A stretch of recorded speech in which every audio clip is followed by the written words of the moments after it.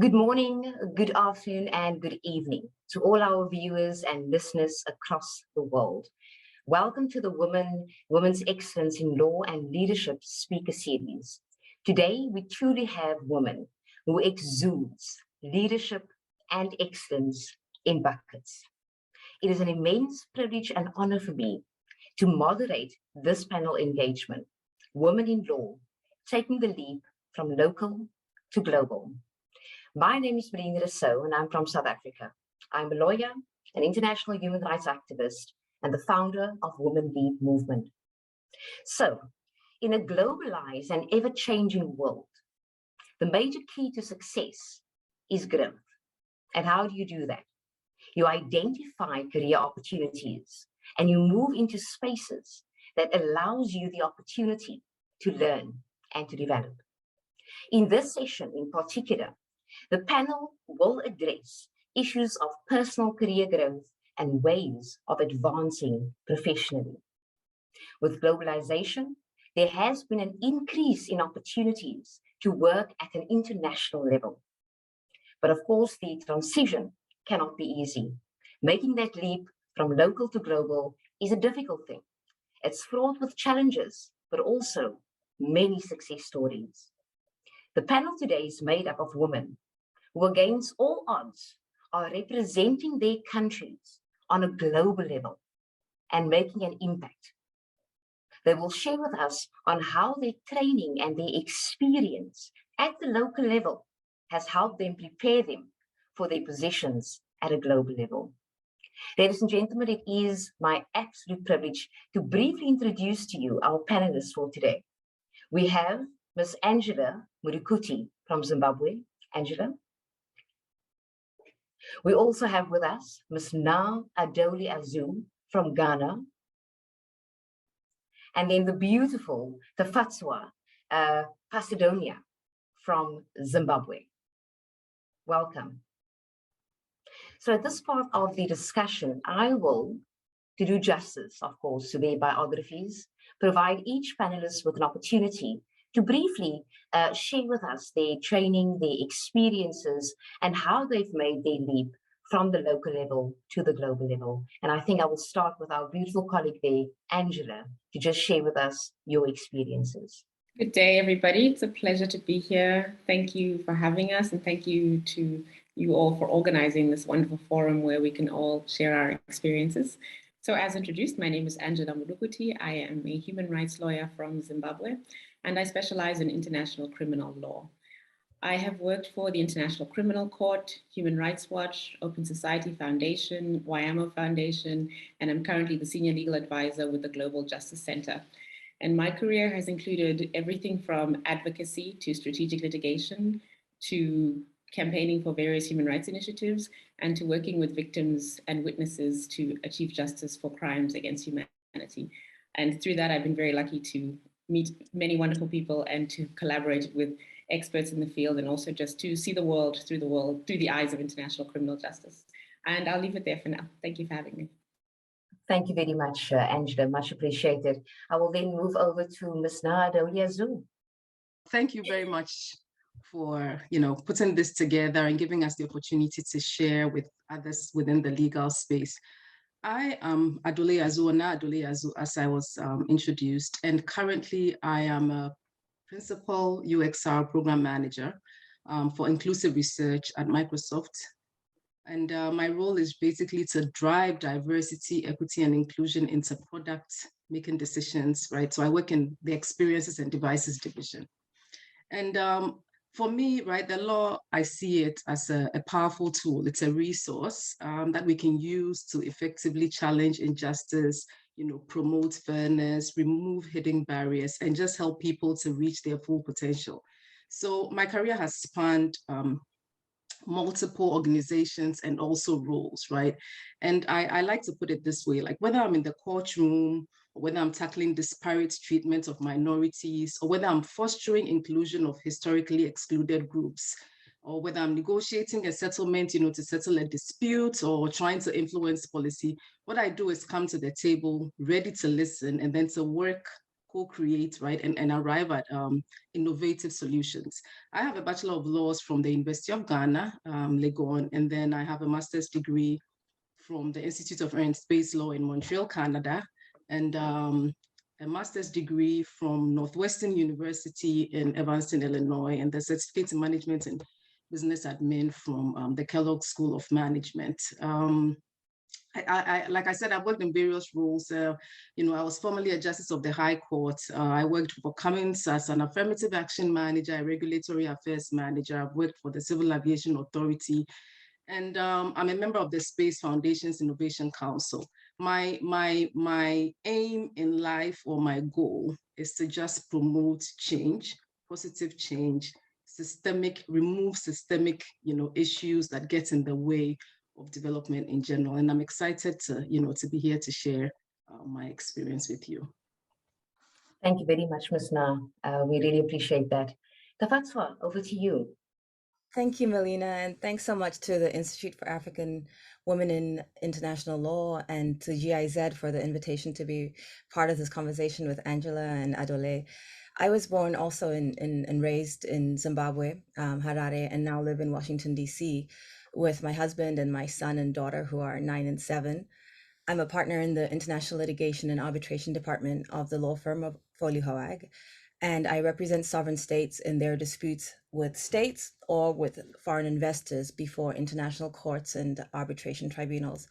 And as you can imagine, it's never a dull day representing states. There are various kinds of disputes that cover mining, oil and gas, territorial issues, infrastructure, human rights, and environmental issues, taxes, airline industry, the list goes on. So I love that I'm always learning. I'm also a member of the International Court of Arbitrations of the ICC, the International Chamber of Commerce, which is a body that exercises judicial supervision over the ICC proceedings.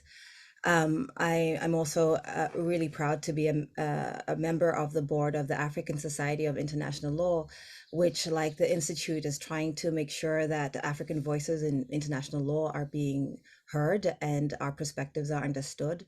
And I'm also trying to make time for writing and editing projects. And I'm particularly proud of the fact that I am working with the University of Pretoria, the University of Nelson Mandela University, with a group of people who are working on a Law of the Sea book for Africa. And it's trying to ensure that the law of the sea of each of the African countries, including landlocked countries and also coastal states, is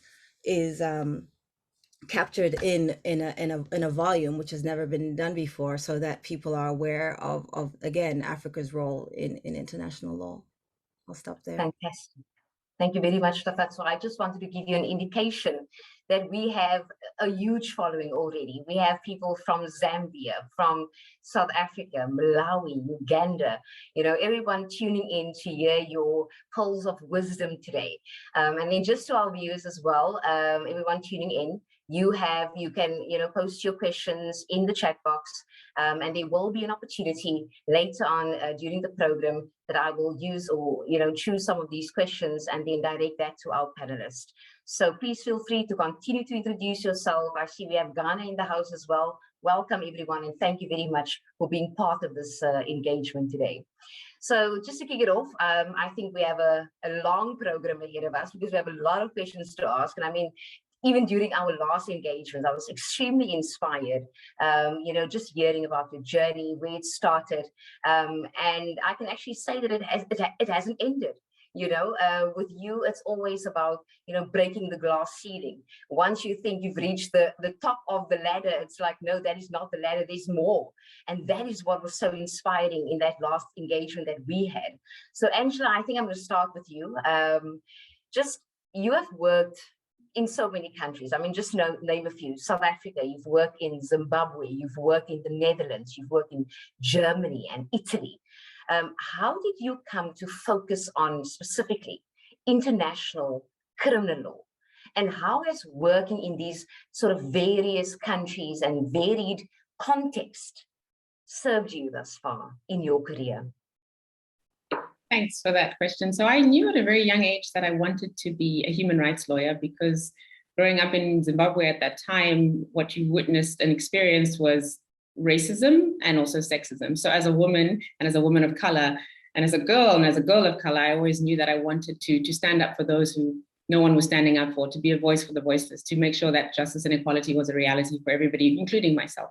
And so I was very much molded and shaped by my own personal experiences and inspired by my personal experiences to pursue this career. And human rights is interesting. It's very interesting. It's very broad, but I wanted to specialize in something that I felt had more teeth. And that for me was international criminal justice, because there you see crime and punishment, you see consequences, you see structures that were designed to cope with, as they say, crimes that shock the conscience of humanity. So I wanted to be involved in that and to be part of that world to deliver justice for genocide, war crimes, and crimes against humanity. So that was really the source of inspiration and then the journey that then followed. And I've never looked back. It's been a wonderful career. It's been inspiring. It's been challenging, as most things are, but it's really what I'm supposed to be doing. And so with that sense of conviction and my experiences, it's been something that I truly treasure and love to encourage other women of color to get involved in and to do the same. As far as my experience in different places, I think it's really shaped how I see the field of international criminal justice, because when you work in so many different cultural contexts, you learn a lot about yourself and you learn a lot about the people you are working with. You also learn to adapt, to be flexible, to be humble, to listen, and to collaborate with other people. And these are traits that are so valuable professionally, but also personally. And so moving from different cultural contexts, different situations, different countries has really broadened my perspective and informed and enriched the work that I do, because I come with a varied perspective. And of course, experiences that I've gotten from working on the African continent have been completely just life-changing, because it grounds you. It is a foundation that is instrumental in everything else you will do afterwards. So I'm eternally grateful for having that experience and very happy to be able to compare and contrast the two, but ultimately to build, to become a better human rights lawyer, a better international criminal law specialist. Yeah, I shouldn't be asking this question, but I'm interested. I mean, what stood out for you working at the your current place that you're working at, the Global Center for Justice? What was sort of the biggest highlight for you thus far working there? Well, working there has been incredible, because what I specialize now on is women's rights and women's issues, particularly sexual and reproductive health rights in conflict and in post-conflict situations. So it's been a fusion of the international criminal justice world that I love so much, but then also advancing the cause of women and trying to infuse everything with a progressive feminist view. So being able to work at sort of the forefront of that kind of initiative and that energy has been wonderful. Fantastic. Thank you very much, Angela. Now I'm going to pick on you, Ms. Adoley. I mean, even with you, I was so blown away by our last discussion, and sort of how you've pivoted. I mean, you were a judge at the High Court in Ghana, and everyone would think that is like the ultimate, like you can't get better than that. And you're like, no, this is actually not it. There's more to it. So you've worked in the legal department of the Ghana Civil Aviation Authority. You served as a judge of the High Court in Ghana. You have worked in different sectors, sort of transition in different sectors in the United States. How has your past experiences working as a judge, working at the Ghana Civil Aviation Authority, prepared you for this current role that you have at Microsoft in the United States? So my path has been, very diverse, right? As diverse as, I guess, those roles that I find myself in, trying to drive change. And I think the biggest influence in my life or in my career life comes from home, right? Comes from home, which would be Ghana. And I always say that I grew up not knowing that one needed to be in a specific box, right? So I like to look at things from a very broad lens. And that's why I always define what the law represents to me, right? It's a resource that can be used for something. And I talk about that background because my mother came before me, right? And, graduated high school in 1955. And she became a nurse, midwife, nursing tutor, and then went to law school, right? So I grew up feeling like you should be able to do what you want to do as long as you're willing to apply yourself effectively and then, right, deliver something to the person you're trying to work for. If you're looking for advancement, to work for some other entity, the opportunity must be both ways. It must be an opportunity for you, but it must be an opportunity for them as well. Like you must be delivering some value, right, to that organization. And so in my current role, if you ask me what my past experiences bring to the table, I will say, for instance, that being a judge, right, you have this responsibility to be fair, to be just, right, to provide at the end of a dispute, to have a judgment and to have, consequential orders that are interventions. And so being in that role, I have learned how to actually listen effectively and then craft interventions that are smart. They can actually be done within a specific timeline. We can review, right, and move forward. And so finding myself in this current space where my responsibility is to drive inclusion and ensure that underrepresented groups, right, are given the opportunity to participate, let's say in user research experiences or to influence products decisions. I know how to review data to understand if there's a barrier, if there's an issue, what the issue is, then to deliberate with parties and then to come up with, right, an intervention that is effective and then to apply it and then to measure. So I go back to another experience where, I was an affirmative action manager for Cummins. And I always say that, lawyers, a lot of the time, we're not pro-math, right? We like to say we're not pro-math, but maybe it's a muscle we're not exploring. Because in that role, I was forced to explore my data analysis capability, right? Because you're looking at this information and you need to actually analyze it. You cannot go to a person and say to them, you're discriminating and expect them to say yes. But if you have the data that suggests that I did this paired test on XYZ day, and on that day, majority person A came to you, this was the response. Person B, who is a minority, came to you, this was your response. The significant difference is clear. These parties have only one difference, which is race or disability or familial status. Then data has done the work for you, right? So what we're building is a toolkit. Every experience, every opportunity, everything that comes your way, you put it in your toolkit. And then when you find yourself in a role, you pull out those resources that are relevant, you apply them as effectively as possible to deliver, value to your employer or to your clients, whichever that can be. So yes, my experiences on the continent, or especially working in Ghana with the Aviation Authority, with the bench, and also my experiences here in the US definitely have shaped who I am. I look at things very broadly. I don't like to be limited or put things in a box.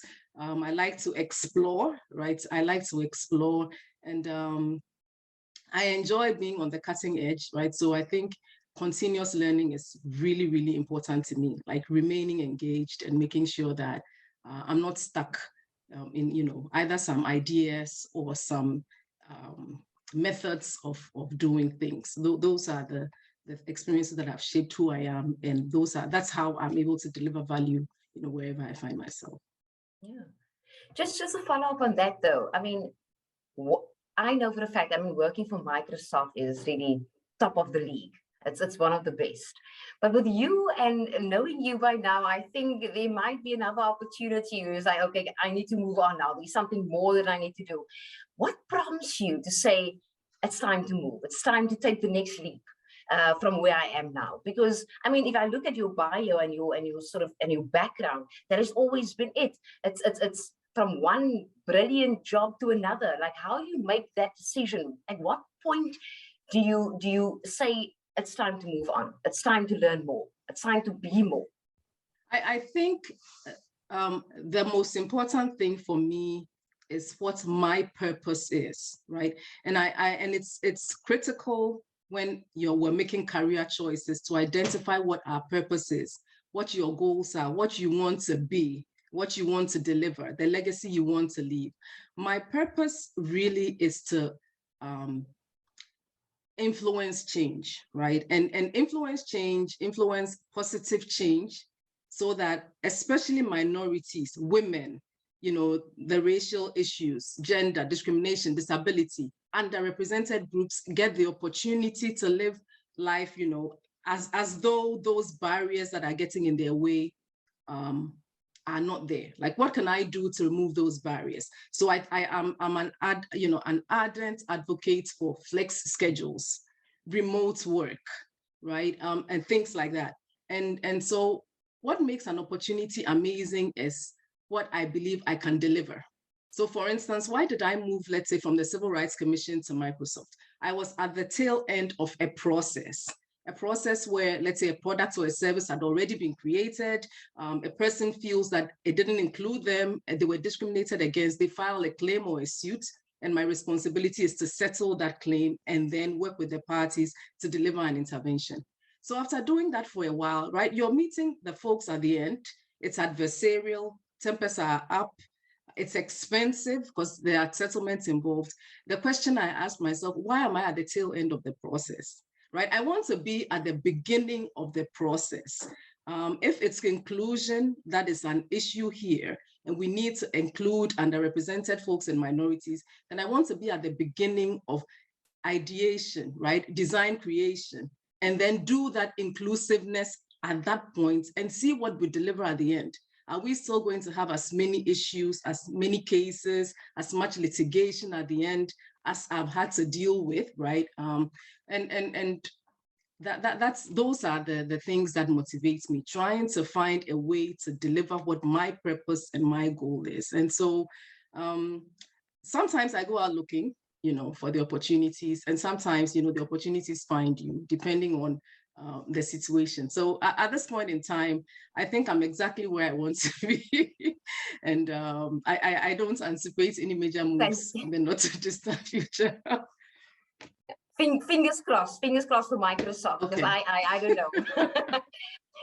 Tafadzwa, I mean, where do I even start with you? I mean, you have such an elaborate career, so powerful, the kind of work that you've done on the continent in itself. I mean, prior to working at Folio, you worked for several intergovernmental and non-governmental organizations across the continent. You worked on prosecution of alleged genocides in Rwanda. You've worked on natural resources conflicts in Angola. You worked on the US-Africa HIV/AIDS policy, amongst a long list of other things. So share with us what you do at your current position at Folio and how you got into this particular area of expertise. Sure, thanks, Melina.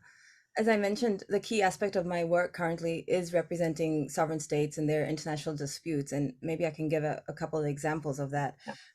The first aspect is where we're representing states against other states. So an example is our current work representing the Gambia in its dispute against Myanmar before the International Court of Justice.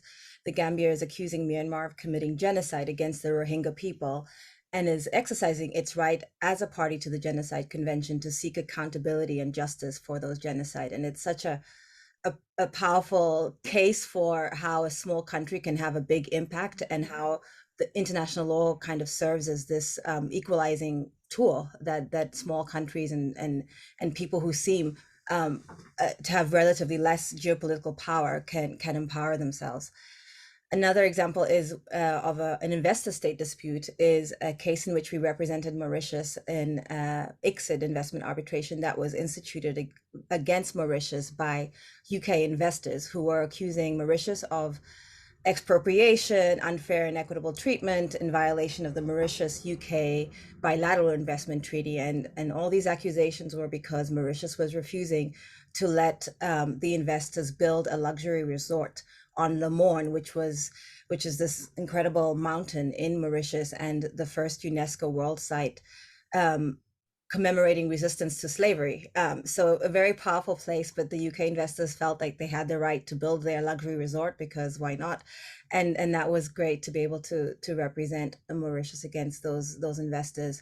And a current case we have ongoing is very different, representing the Republic of Chile in an arbitration that was instituted against it by French investors who are accusing Chile of international treaty violations because of the measures that Chile has taken in because of COVID and in trying to deal with COVID in their country. So all sorts of different and varied international issues. And I found myself in this particular area of law because I've always been interested in international issues.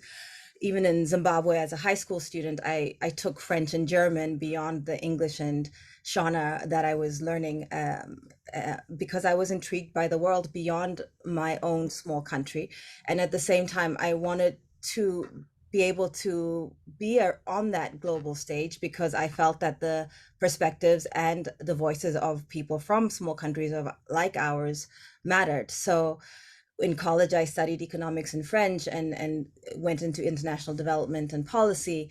But then I started to feel like law would be a more effective tool, and went to law school, and it has been this more effective tool for me in particular to address questions of international justice. And it's so boring compared to Adoley, but I've been at Foley No, for it's not. 15 years in one place, and maybe it's time for a move, but I love my work, and I love being here. You know, I found a place where I could work on a broad array of international issues that I cared about, while honing these litigation skills that would have been very difficult for me to do at a local setting. And at the same time, the firm found someone who had lived and worked in different local settings, and they valued the cultural and language fluency that came with those experiences. And so I continue to be here because I can contribute on an international scale, and I feel valued, and I feel I can continue to grow and thrive. And I guess I'll stay as long as that's the case. Thank you very much. Just a quick update. I mean, our chat box is blowing up. We have people from United Kingdom in here, Benin, Ghana. I think they're coming for you, Miss Na. They're all supporters. We have the Gambia in the house. We have Kampala, Uganda here. I mean, everyone is just, supporting this conversation. And we thank you very much for joining us. We also have questions already in our Q&A. I'm just preparing you. It's a hard question that's already lying in that box, but we'll keep it for later on. Angela, I'm going to go back to you. I mean, of course, transitioning from South Africa to Zimbabwe to the Netherlands, Germany, Italy, and working on these various spaces cannot always be easy. There must have been challenges that you have faced, during your career. We want to discuss a little bit about some of those challenges and how you have overcome those particular challenges. And could you also share some of the practical strategies to prepare for an international career for women considering to make a career move, going from local to global? Thanks, Melene. So yes, as you have mentioned, there are definitely challenges, and I will just stick to two. One is racism and the other one is sexism. And as a person who falls at the intersection of those two, you get it on both fronts. The international criminal justice world is very male-dominated, in particular white male-dominated. If you look at some of the most prominent institutions in the field, whether it's the International Criminal Court or the ad hoc tribunals, leadership is dominated by white men. And we've seen the consequences of that. For example, the ICC just had an independent expert review. And when I say ICC, I mean International Criminal Court, had an independent expert review where one of the issues that came up was the workplace culture and sexual harassment and the consequences of male-dominated fields. So in international criminal justice broadly, you see that a lack of diversity, a lack of intersectionality has really affected how cases are done, what issues are prioritized, and how people are treated in these offices. So that's one thing that I think many people will face, have faced, and will continue to face, is just being able to be treated like a human being and not being judged as a woman or as a Black woman or as someone from the global South. And not only are you judged, but your work is judged. You have to work 10 times harder to get the same recognition as your white male counterpart. And so you are constantly being asked to produce more, to work harder, to work longer, just to attain the same level of recognition. So it is something that you have to be prepared for if you're going to go into this field. And I'm sure many other fields, you'll see a similar trend. And then, of course, not just, as I said, the sexism, but then also the racism and the prejudice that comes. People assume you're from the global South, therefore you are less educated, or you're less articulate, or you're less expressive. There's so many negative stereotypes that just do not hold water and are clearly not true, because we bring expertise to the field. We bring our local experience, we bring our personal experience, and we bring our diverse experience to this field. So that's another challenge that you will face, and that I have faced, and that many women of color have faced in my field. But linking to your second question, as far as practical strategies are concerned, I really think it's very important to be well prepared. Know what you want, where you are going, and how to get there. Be confident. Be very confident, because if you don't believe in yourself, no one else is going to help you. find allies, whether it's other women of color or feminists or people who just know that you have value. Find allies and make those networks, build those networks, and be very diligent. You will have to work hard. Yes, you will have to work harder than everybody else, but that's sometimes what is required. So be prepared for that. And stand in the confidence of knowing who you are and what you want and what you bring as a person of color, as a woman, to whatever field you choose, especially if it's going to be international criminal justice, because there's a lot of resistance to diversity in my field. And also just lift other women up. It's so important. And this is something I really like to do. I like to mentor other women of color who would like to be where I am or who'd like to get into the field. I think it's so important to lift other people up, to support each other. And whether it's small things like retweeting things that have been written by someone of color, or making sure your panels are diverse, or just, any way you can support, you should really do that, and you should lift other people up. And I think those steps, not only will they help you fight the prejudice you might encounter, but they'll also help you transition smoothly into this international career, because you build resilience, you build tolerance, you have a network, and your work will speak for itself. You just have to make sure people see it that way. Thank you very much, Angela. I mean, I'm inspired and I feel supported, and I only met you once. So thank you very much. Listen, there's a comment in the chat box that I just have to share. People want this recording in a book. Okay, so I don't know, what IAWL will do about this recording, but people want this in a book. So we will have to discuss that afterwards. But now just linking into that question about racism and prejudice, and as African women, we have to address the issue of intersectionality, right? And how have you managed intersectional issues such as race and culture and gender, especially in the kind of positions that you've been in? I mean, this has not been, middle management positions. Once now steps into a position, it's a senior position, so it cannot be easy. How have you dealt with that kind of issues in the context that you have? So I always like to start with definitions, right? So that everybody knows where or what I'm talking about, right? So this concept of intersectionality, it's how your, I guess, who you are, right? Your social, political identity, your race, your gender, all of that combined to create like either discrimination, modes of discrimination, or privilege, right, for you. So it's both sides. And the term was coined by somebody called Kimberly Crenshaw in '89. And basically what it does, it identifies those multiple factors of advantage and disadvantage. So for me, I tell my own story, right? And as Angela said, you have to be prepared. What does that preparation look like? Since I'm Black, I'm a female, I have an accent, I come from the continent, then you start looking at familial studies and social background and all of that. It translates into something within the workspace.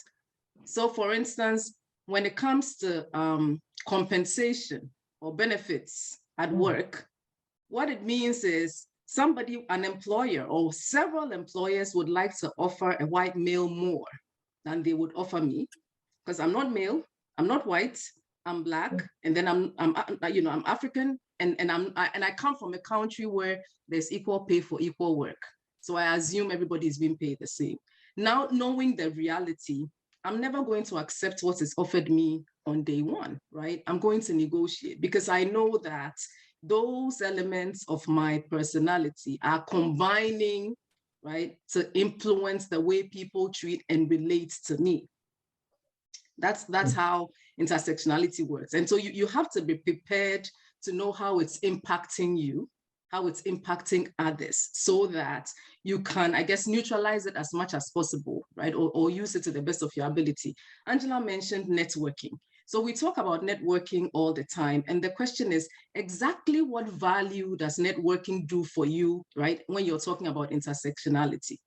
When you look for an opportunity or a role, a promotion, an advancement, you're going to need, let's say, references, professional references and recommendations, people who know the quality of your work, the value you bring to the table, what you represent, your integrity, right? And that is where the network comes in. Build a strong network so that you can support each other to move forward. So we're not just going to conferences to meet people and have conversations or just connecting on LinkedIn. We're building upon those networks, doing something together. Do you have an interest that other individual is involved in, volunteering opportunities, so that they actually see what you can deliver, and then they can write that reference or recommendation for you. It makes a difference. People approach others all the time, and they don't know whether they actually do get that reference done, right? But because the person you're approaching is a great reference, but knows nothing about your work. So for me, intersectionality gives me the picture of how the world is going to interact with me. That if I know that during the recruitment process, there's artificial intelligence, it learns. And it has learned that people from, let's say, this zip code or this area rarely get hired into a role with this company. It means that the system is trying to weed me out, because the system, the intelligence, has learned that people from this zip code rarely advance beyond point B. And so it sees your resume, it checks it out, and you don't even get to the hiring manager to talk to you, right? So how do I intervene with that? I worked in a space where I was consulting into a talent recruiting, department, and we're going to look for those hidden barriers. What does the data show? What is it that the intelligence is doing? How is it impacting people's lives because of intersectionality, and what can we do so that we can remove those barriers and ensure that everybody gets fairness or equity? So you need to be prepared. You need to be very intentional and very deliberate. You need to tell your own story. Preparation meeting opportunity is just always amazing, right? It's, people say you're lucky, right? But it's not necessarily luck. You need to do your homework, and you need to be aware of the reality. You need to be honest with yourself, and continue to build that network. And like Angela said, as for your work, it will speak for itself if you're doing it, right? So if you're ready to put in the time and the hours, definitely it will pay off. And all of you have, believe me, with all your degrees. Yeah. Anyways, Tafadzwa, before we go to our audience, I'm going to pick on you. I have two questions. I actually wanted you to comment on that last question that I asked now, because I do think that it affects all of us, really. So just give you a view briefly on that. And then the follow-up question to that before we go to the audience is the lessons that you've learned from your international work. How do you think that those lessons or that work experience could be used or is relevant to a domestic or on a domestic level?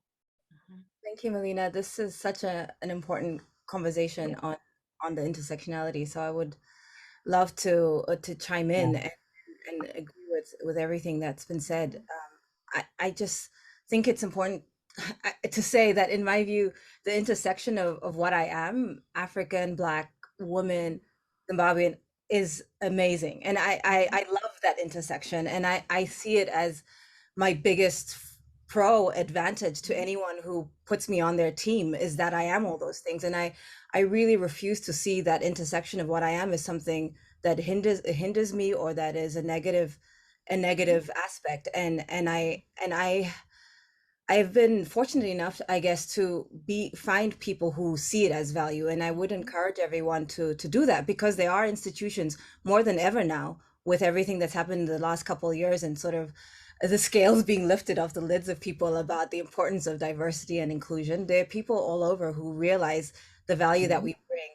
And I think you have to be authentic from the interview level. I remember when I was going to interview at Foley, and I had started having locks, and my dad said, "How can you go with locks? You won't get a job." And I said, well, I want to be who I am. If they choose not to hire me because of my hairstyle, then I don't want to work at that place. And it was the first sign that they didn't care about my hairstyle, and they valued all of these things that I was bringing. The intersection that we are, was a positive thing.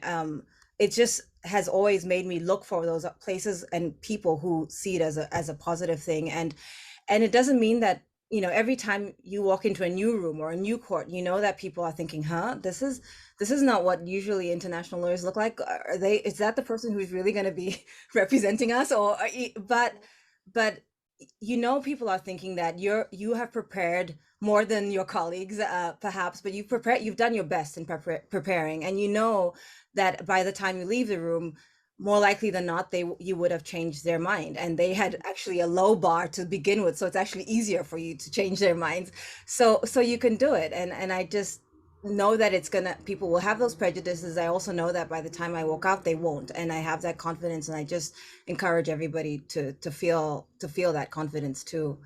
And just on what I might bring to the domestic level, at some point when I move again, I really value the fact that because of the volume of work that one can get at an international level, there's certain skills and competencies that I've been able to gain with all of these cases. The ability to defend yourself at the international level is something that I think in many of our countries we look to the West, or we look to the US or Europe, and I would love for us to be able to hone those skills more on our own and build those. And so bringing that competency and that ability to use the international legal mechanisms to our advantage is something that I hope I can bring to the domestic level at some point. Fantastic. Thank you very much, Tafadzwa, for sharing that. So now we're going to go into the grueling Q&A, and let me just open up and see, because we have about 10 minutes, 8 to 10 minutes to spend on this. And I think the first question from Tendai, I'm going to give to Angela. Is that okay, Angela? I'm going to read the question. Okay. So as African women with very important roles and very vast experiences, stepping out internationally, how have you navigated the reception at the global or international level? How has it also been different from a local level? So how have you been received by the international community, really? And has it been different for you in comparison to how you have been received in Zimbabwe, for example, or in South Africa, where you worked as well?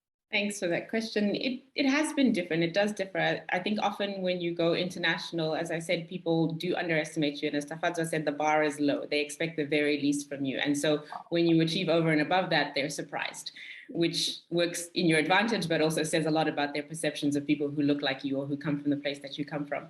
So that's often been the challenge, just to shine as we are meant to. And then in terms of reception locally, that's varied. There are a lot of people who are very proud of what you do and who you are, and there's some people who think you've stepped outside of the mold that should be a traditional sort of docile, subservient woman, African woman, which of course is just one type of way to be. It's not the only way to be an African woman. So you get varied receptions depending on people's cultural backgrounds or beliefs. But I think in general, it's been one of affirmation, support, and pride that someone from their country, someone of their gender, someone of their color is doing these things at the international level. And the example I always think of is one of my cases was tried to arrest the former president of Sudan while he was in South Africa for the African Union Heads of State Summit, because he's wanted by the International Criminal Court for genocide, war crimes, and crimes against humanity. And I remember receiving many messages and emails from victims, Darfur victims from Sudan, saying, thank you for trying. We didn't succeed. We didn't in the end get him, but there was just such a positive response because somebody is fighting for justice and accountability for the crimes that they've suffered. And then there were people who, felt like, oh, well, how could you do that to an African head of state? That's embarrassing. That's not how we as Africans should do things. So you got very different responses depending on who we're talking about. But ultimately, for me, where my objective is clear, I am for justice and accountability regardless of who the perpetrator or the victims are. And that will never change. So people's perceptions or opinions about what you should be doing as an African woman in the international field, ultimately, if they don't align with my vision for justice and accountability, then they're not my problem.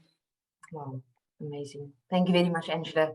I have a few more questions. I think I'm going to split this question between Na and Tafadzwa, because there's two questions in this one particular, So it says here, Na Adoley mentioned opportunities, finding her and finding some. How would you advise a young lawyer to position herself or himself to be a great candidate for opportunities, to follow them? How do they position themselves as young lawyers for these opportunities to come to them? I think one thing that all three of us have mentioned is being intentional and deliberate, right? First of all, knowing what you want so that you can prepare yourself to be able to deliver, right, to either an employer or, if you are self-employed, to deliver to your clients. And so we start with the education or the credentials, right? Making sure that you educate yourself and you continue to remain engaged within the learning space.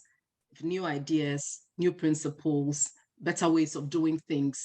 Keep engaged. You know, learning never ends. So the credentials, continuing to upskill, right, and remaining engaged. And then the other part is the quality of your work. Set your own standards and set your bar high, right? Because like the two of my colleagues here have mentioned, the bar may be very low because people are biased, right? And it's not necessarily even intentional. That's what they've been fed, right? Sometimes socially. And so they may not even have any negative intention per se, it's just their subconscious. So let your work speak for itself, set your own bar high and deliver to meet your expectations at every point, you know, along your career journey. And then the other part is the network. It's really important.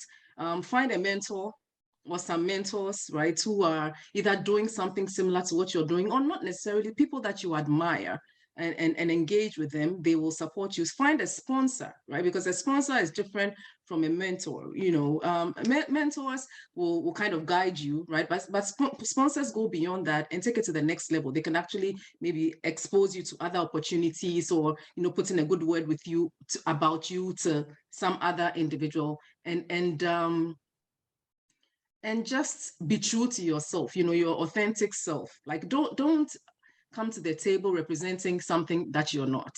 I am a mother, I'm a wife, right? I'm a lawyer, I'm Black.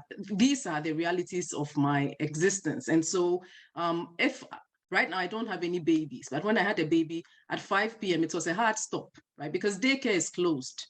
So when I'm interviewing, I will let you know that this is my situation.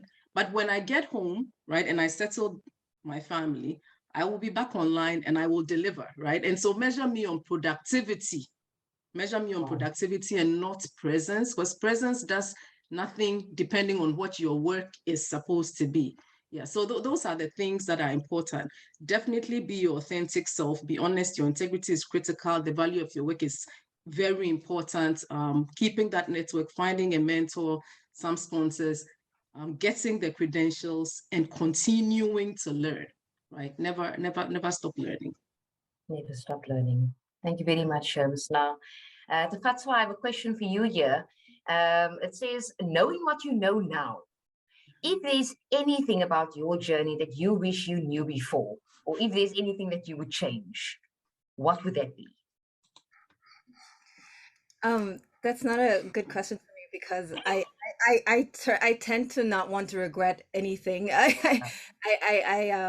so I have no regrets, honestly, for about what the path that I've taken. I'm sure if I had made different decisions, there would be different outcomes. But I think I really try to see the positive in whatever happens, and there have been moments where things have gone badly. I didn't get a visa that I thought I wanted to get, and I thought was so important for me to work at an organization that I really wanted to work, and it doesn't work out. And that turns out to be the best thing that happens to me, because it pushes me to go on another career path, or to take on a different opportunity. So I encourage you to always realize that when one door closes, another one is going to open. And so try not to look back and think I should have done something different. See the positive in the steps that you did take, and make the most of that, because there's always benefits to be gained from the path that you have taken. Thank you very much, Tafadzwa. Before we do our closing questions, there was a question that really triggered me a little bit, and I think coming from Africa and some of our countries, I mean, there's a lot of poverty and unemployment, and there's a lot going on, socioeconomic challenges. And I think the one question, was basically, how do you overcome that? You know, looking at sort of your circumstances now, and then trying to envisage this life globally.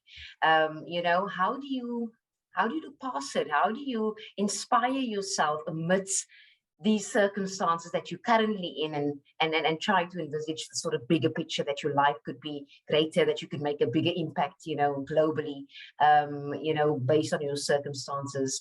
I think, Angela, maybe you can, just sort of give your views on that, because I think all of us have that background, of extreme challenges growing up, but still having sort of that big vision of where we want to be. How do you overcome that? I think it's links very well with what's come up already in this conversation, which is having a vision and being intentional. So seeing where you want to be and what you want to do, and that will allow you to chart the way there. Because if you don't have a vision, then where are you going and how are you going to get there? But if you have that vision and if you're intentional about it and if you're consciously taking steps toward it, then you will achieve it. And I think hard work is essential. You cannot get there without some hard work. Like, you really have to be prepared to put in the hours and the energy. For example, applying for jobs. I mean, it's a numbers game. For every 100 applications you send, you might hear back from 10 and you might get 2 interviews out of that 100. That's how it works. You have to just keep going. So I think vision, drive, hard work, and not to be discouraged. It's very easy to get discouraged when you get turned down or when it's not working out or when there are other challenges that seem to stand in your way. But ultimately, again, stay focused on your vision, stay the course, know where you want to go, and you'll get there. It's not going to be easy. It was never meant to be easy, but it's definitely possible. Possible, definitely. So just some closing questions, and it's really about resilience. It's really about, how experiences has informed and shaped your resilience and your courage and so forth. Is there any particular experience in your career that you can say that was a defining moment? That particular situation genuinely built resilience or gave me courage. And obviously, if you're comfortable in sharing that, you don't have to necessarily be very specific, but anything that you would like to share that you thought that was a very, very intense, very powerful, very transformative moment in my career. And I'll start with Tafadzwa and then go to now. Thanks, Melene. For me, there's a very clear one when I was a junior associate a couple years after I had started at Foley. And you've heard from all of us, do your best, be perfect, give it your best, do 10 times effort of your colleagues. And one definitely always had the sense that we have to do our best. And I tried to be like that, and I expected a lot from myself. But then I made this really, really silly mistake where something that was just really obvious, where you read something, an important document, and you say it says one thing and it says the opposite, something I would never have thought I would make such a stupid mistake. And it was, but I made this mistake, and I felt so embarrassed when it came out. We represented to the court that something was what it was something, and it wasn't. And it was because of me saying, oh, it says this.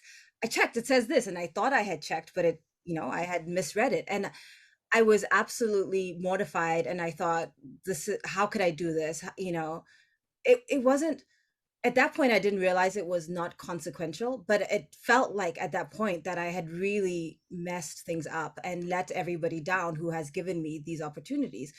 And I heard from the senior partner and the founding partner of our practice, who was in another continent in Korea at that time, who saw the email, which I then sent apologizing to the court. And he wrote to me right away from 12 hours time difference and said, hey, I saw what happened. I know that you must be feeling terrible, and I would feel terrible too, but I want you to know that nothing has changed about the fact how much I believe in you, and know that you're going to be a great lawyer, and you shouldn't lose any belief in yourself either. And and he said, just take things slower. You're doing a lot because a lot of it is expected of you, and you're taking on a lot. And when you get busier, just slow down so that you don't fall into this. But nothing has changed about the belief I had in you. And I for me, that was so helpful to know that even though we should strive always to do our best, we're not going to meet that standard, and it's okay. No, my other colleagues who are white males don't feel traumatized every time they make a mistake, and so we shouldn't feel like we've let down our whole gender and race either, and just take it in stride, because that feeling can then make it harder for us to take risks next time, which we need to constantly be doing to keep growing in our work. Incredible. Just have a comment here from Congo saying, wow, that's very encouraging. And I agree with him. It's encouraging and inspiring. Now tell us about your resilient moment, the moment that made you ultimate resilient. Okay, so thank you for this opportunity. I have always maintained that I like to see change, and I like to see positive change. And so what happens with that is sometimes you're not moving in the direction of the flow, right? Because you want to see something differently, and you would make mistakes along the way, especially about approach. So I remember, moving to Ghana and joining the bench, and coming from a space where everything was digital, digital, right? And then having to work, let's say, writing in a record book, and not being willing to do that, right? Because I felt it was going backwards, and wanting to use, my own computer, and getting a printer into the courtroom, and which was, a total deviation, let's say, from the way things were done. And when that happens, you end up having to, I guess, interact with authority, right? And having to learn how to navigate that space, maybe very strategically, in order not to come across as being maybe insubordinate, right? But trying to influence change. But ultimately, I think what the biggest lesson for me in there was working with the Chief Justice, who was able to say to me, something, like, in this career, work is not a popularity contest. It is not a popularity contest, right? Like, helping me to get that into my head. Your integrity is everything. The quality of your work is important. You're going to have to learn how to navigate, but it is not a popularity contest. And by the way, Rome was not built in a day, right? So it's going to take time. It's going to take time. Learning that has taught me how to, set, like, actually attainable goals. So when somebody, I was called to the bar in 1999, right? So this is 2022. So it takes time, right, to do whatever your vision is. It's not going to happen in a day. And we need to learn how to celebrate those successes. I passed the bar, great. I got my first job, great. I went to court, I litigated my first case, I lost my first case. Oh my goodness, this is how it feels. That's really painful. I won my first case, amazing, right? And then what's the next step? Like, learning how to set those small goals, celebrating those successes, and just continuing, staying on course. And what Tafadzwa said was really important, your integrity. Like, being that integrity, that's all you have, especially in a space where you're advising people, right? So it's protect it, and yeah, that lesson, that it's not a popularity contest, and that Rome was not built in a day, so take it one day at a time. Those things have really shaped my professional life. Take it one day at a time. And people like us, we often take things very hard. When we fail, we're like, oh God, the world's gonna come crashing down, and then the sun rises again the next day, and we continue, we keep moving on. But I'm interested, last question to Angela. 2 values that you hold very close to you. If you do not have this like virtues, like mine, for example, is integrity and courage. What are those 2 important virtues that you hold on to through the good times and the bad times?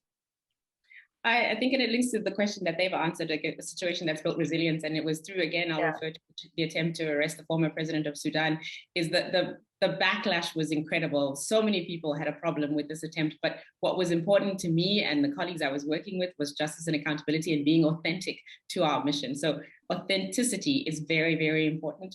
And I also have to say integrity, because you have to stay true to who you are and be proud of what you're doing and know why you're doing it and understand that it's bigger than you. It's not just about you. And so you need to stand in your truth. And for me, that's justice and accountability, promoting and protecting human rights, and standing for the victims of these crimes, because that's why I do this work.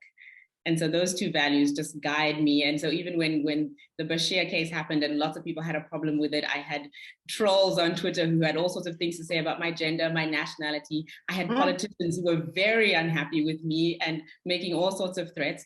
But because I was sure about what we were doing, which was making sure that there is justice for the crimes committed in Sudan, it didn't bother me. And it was okay, because the mission and the vision was crystal clear. And accomplished. Just to conclude, I have 2 beautiful comments. I mean, there's so many, but I just have to read this. I'm so proud of all you ladies. You have stirred my spirit. One of the comments. The other one is, thank you so much, ladies. This is so very encouraging. And it reminds us that there are heroines like you living amongst us. And Rome was definitely not built in a day. And that is the kind of inspiration that you just evoke. I mean, when I met you, I was inspired. So continue doing what you're doing. Thank you for being inspirational. Thank you for being authentic. Thank you for sharing your wisdom and your experiences with all of us, that we can learn from that and grow from that. So thank you for your time today, and thank you to everyone who has joined across the world, all your fans here in the chat box, in the Q&A, and we hope to see you all soon. Thank you very much. Thank you too. Thank you. Bye, everybody.